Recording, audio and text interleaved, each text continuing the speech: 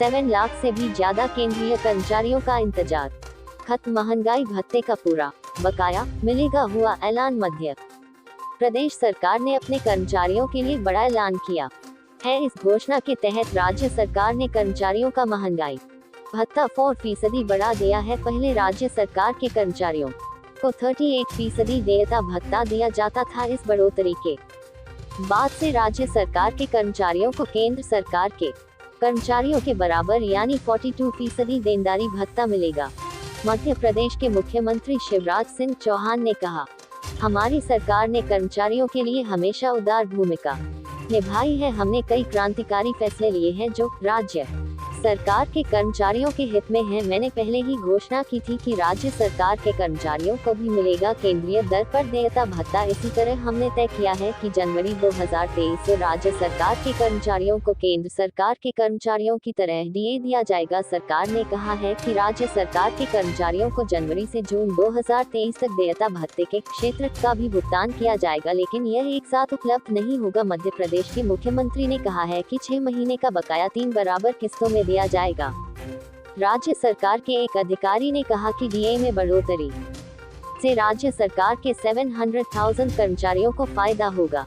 राज्य वित्त विभाग के एक अधिकारी ने कहा, उनका मासिक वेतनमान 500 रुपये से बढ़ाकर 6,000 रुपये कर दिया जाएगा। देनदारी भत्ते में बढ़ोतरी से राज्य सरकार के कर्मचारी पूरी तरह संतुष्ट नहीं है। उन्होंने कहा कि राज्य में पुरानी पेंशन योजना ओपीएस लागू की जानी चाहिए। मामले को लेकर राज्य सरकारी कर्मचारी संगठन के नेता सुधीर नायक ने कहा, हम महंगे भत्ते के लिए आंदोलन कर रहे थे, लेकिन हमारी मुख्य मांग राज्य में पुरानी पेंशन योजना लागू करने की है, इसलिए हमारा आंदोलन जारी रहेगा। गौरतलब है कि मध्य प्रदेश में इस साल के अंत में विधानसभा चुनाव होने हैं। इस बीच राज्य सरकार के कर्मचारी डीए में बढ़ोतरी और पुरानी पेंशन योजना की बहाली की मांग के साथ सामने आए हैं। हालांकि डीए में बढ़ोतरी की बात तो हुई है, लेकिन पुरानी पेंशन स्कीम का कोई जिक्र नहीं किया गया है। कांग्रेस ने भी दावा किया है कि अगर वह इस साल मध्य प्रदेश की सत्ता में आई तो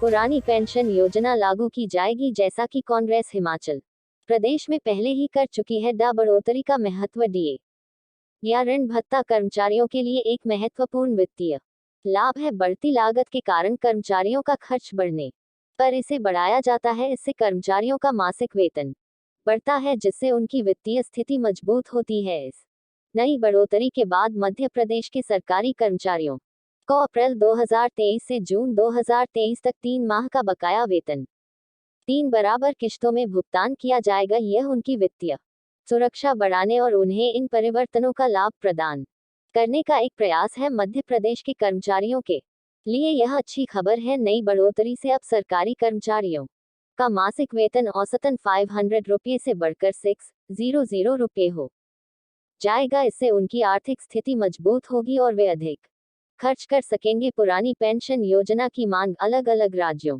में कर्मचारियों के लिए 2 तरह की पेंशन योजनाएं हैं, नई पेंशन योजना और पुरानी पेंशन योजना। पुरानी पेंशन योजना के तहत कर्मचारी को रिटायरमेंट के बाद नियमित मासिक पेंशन मिलती है। उसके बाद उनके परिवार को विधवा पेंशन या बच्चों के लिए